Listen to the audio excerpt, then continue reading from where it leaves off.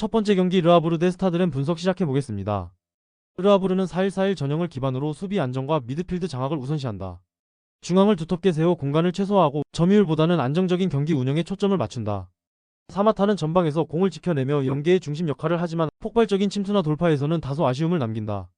두쿠레는 박스2박스 성향으로 중거리 슈팅과 압박 회피 능력이 좋지만 빠른 템포 전환이나 강한 몸싸움에 흔들릴 때가 있다.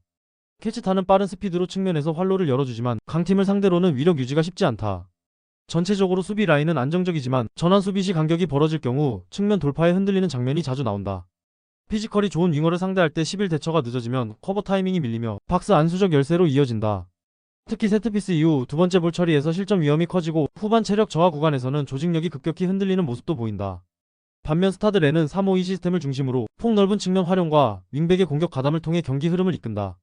요르단 대표팀의 무사할 타마리는 강한 피지컬과 드리블을 앞세워 상대 수비를 밀어내며 박스 깊숙이 파고드는 움직임이 위력적이다. 그의 순간적인 가속력은 상대 수비의 균형을 단번에 무너뜨리고 불나는 컷백과 개인 돌파로 좁은 공간을 공략하며 찬스를 만들어낸다. 중원에서 론지에는 템포를 안정시키며 세컨드볼 장악력과 전진 패스로 공격의 흐름을 끌어올린다. 후방 빌드업 또한 안정적이어서 압박을 피하면서도 직선적인 롱패스로 전환 속도를 높이는 장면이 자주 나온다.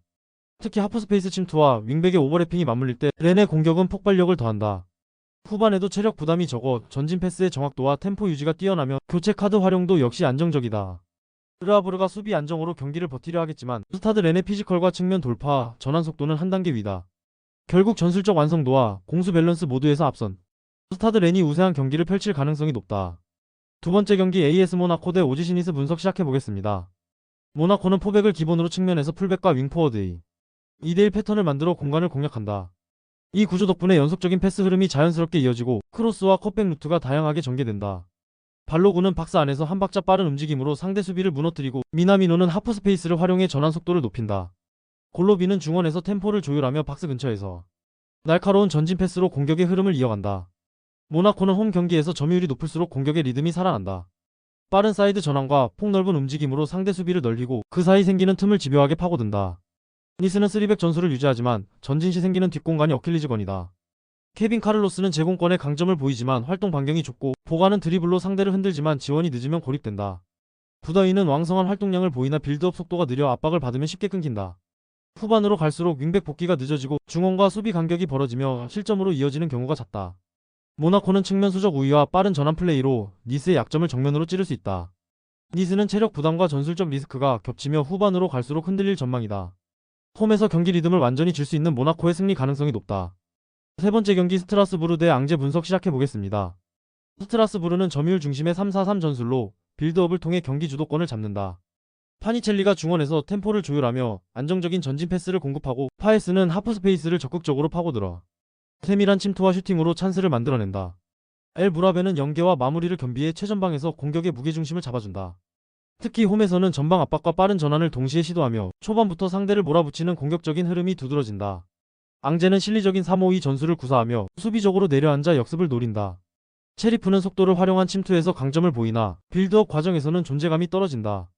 르폴은 짧은 패스로 연결을 돕지만 템포 조율 능력은 제한적이고 벨크딤은 제공권에서는 우위지만 공격 전개엔 관여도가 낮다. 결국 앙제는 점유율이 떨어질수록 박스 접근 빈도와 결정력 모두 약해진다. 스트라스부르는 전술적 완성도와 점유율 장악력에서 확실히 우위다. 앙제는 체력 부담과 공격 전개 한계로 인해 후반으로 갈수록 밀릴 가능성이 크다. 결국 홈에서 템포를 완전히 지배하는 스트라스부르의 승리가 유력하다. 네 번째 경기 브렌트포드 대 맨시티 분석 시작해보겠습니다. 브렌트포드는 4-2-3-1 시스템으로 홈에서 맞불을 놓지만 수비 조직의 불안이 뚜렷하다. 티아고는 2선에서 전방 침투와 패스를 병행하며 중심축 역할을 맡고 샤데는 빠른 돌파로 찬스를 만들지만 마무리의 일관성이 부족하다. 담수고르는 전환 패스 능력이 좋으나 압박 강도가 높아지면 실수가 잦다. 특히 수비진은 파이널 서드 근처에서 간격 관리가 느슨해 빠른 대각선 침투에 자주 노출된다. 맨체스터 시티는 4-1-4-1 전형으로 경기 전체를 장악한다. 홀란드는 압도적인 피지컬과 결정력으로 언제든 골을 만들어낼 수 있고 도쿠는 왼쪽 측면에서 폭발적인 돌파로 수비 라인을 흔든다. 베르나르두 실바는 메잘라처럼 중앙과 측면을 오가며 홀란드에게 결정적인 어시스트를 제공한다. 맨시티는 점유율뿐 아니라 전환 속도까지 완벽히 통제하며 한 박자 빠른 전개로 상대의 수비 구조를 붕괴시킨다.